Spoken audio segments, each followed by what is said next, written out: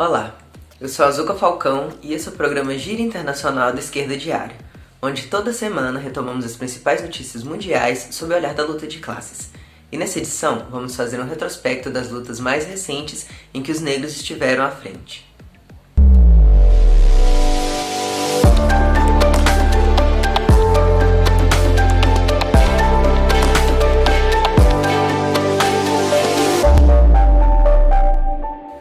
Mas antes, não podemos deixar de noticiar aqui a movimentação mais recente do imperialismo estadunidense na América do Sul, com tropas de elite dos Estados Unidos se instalando na Colômbia.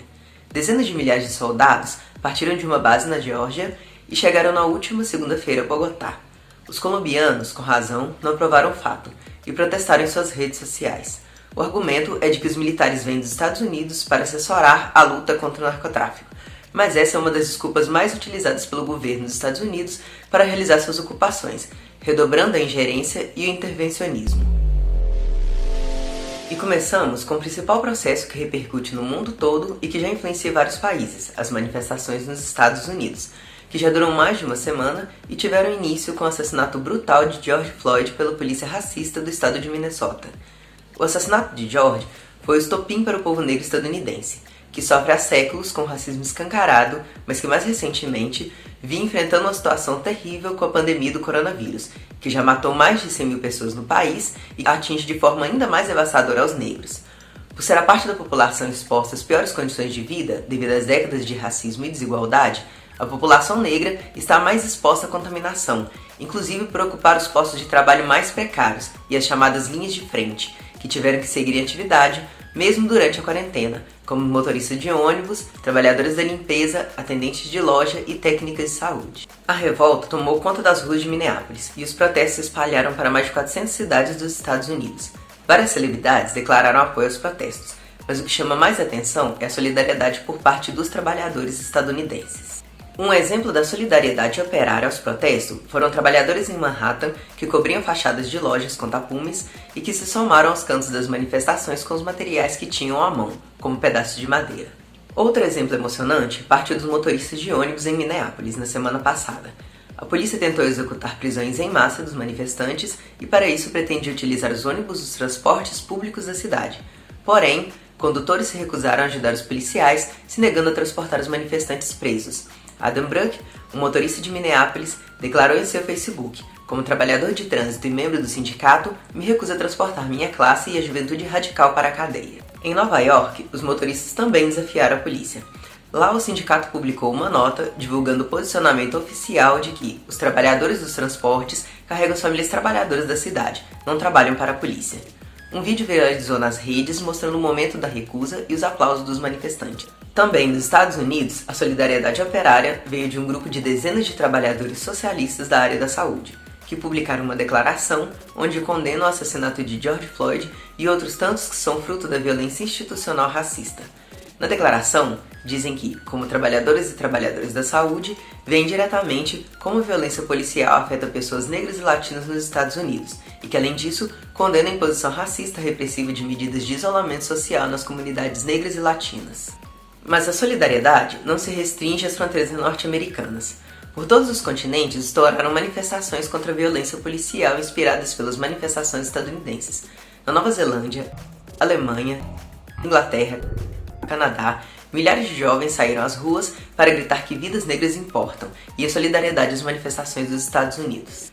E no Brasil, tiveram grandes atos em São Paulo e no Rio de Janeiro, onde o racismo policial é notícia para os jornais de todo o mundo cotidianamente, pelo genocídio dos negros, que teve João Pedro, de 14 anos, como uma das vítimas mais recentes. E por aqui, as manifestações que começaram com o sentido de enfrentamento às ideias fascistas e racistas expressas pelos bolsonaristas em seus atos, aumentam a cada dia. O mundo inteiro demonstra que está disposto a enfrentar a violência racista executada pela polícia a mando dos capitalistas.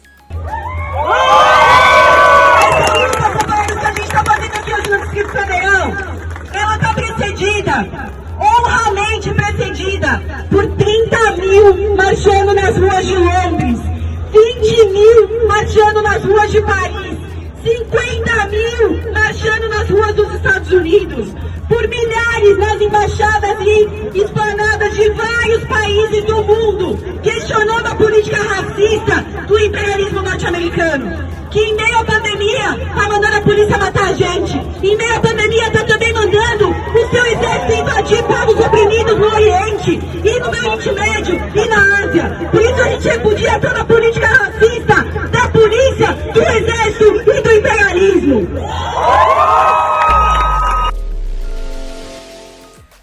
Mas o racismo mata de diferentes formas. Quando não é pelas mãos da polícia, é pelo abandono por parte do governo de setores da população que, pela composição étnica, são deixados à margem da sociedade.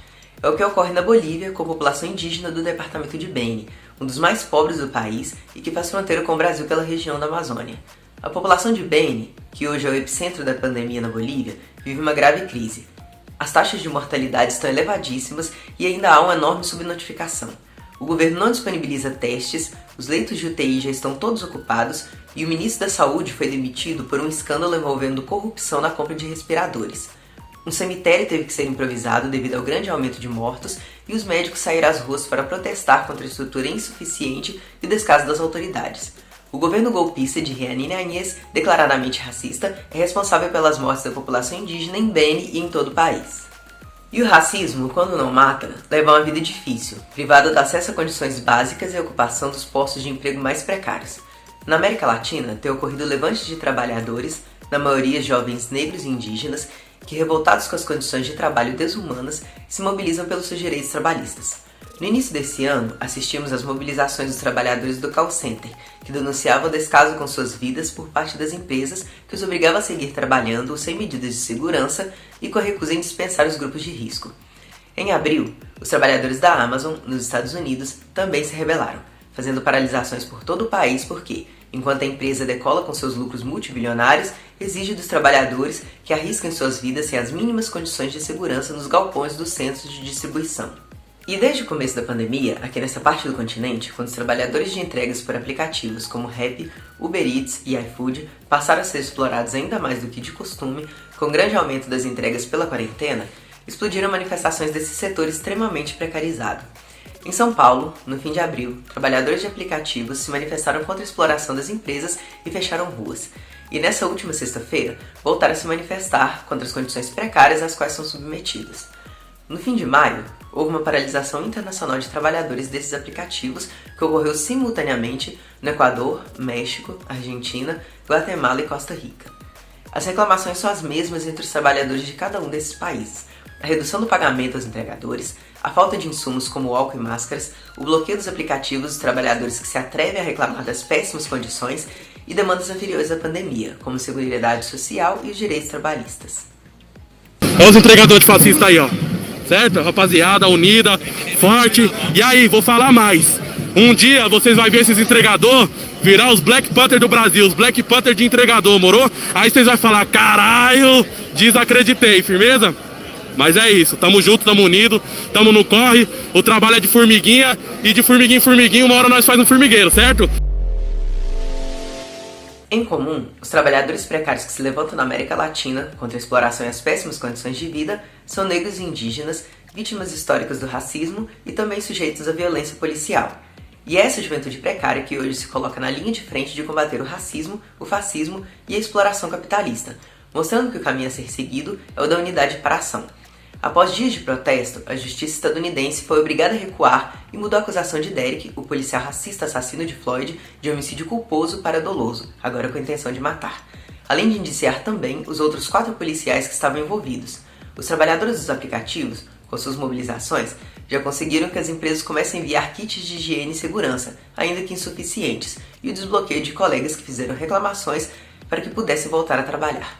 E é por isso que, como defendemos na declaração da fração trotskista sobre o assassinato de George Floyd, é necessária uma frente única de trabalhadores, da juventude e das comunidades negras, dirigida pelos trabalhadores em greve e com protestos nas ruas. Uma unidade de lutas entre todos os explorados, brancos e negros, nativos e imigrantes, numa perspectiva anticapitalista, para que nossas vidas não sejam mais destruídas nem pelas mãos da polícia racista, cão de guarda da propriedade privada, nem dos capitalistas, que para manter seus lucros, nos empurram para a vida miserável, sem direito ao mínimo para viver.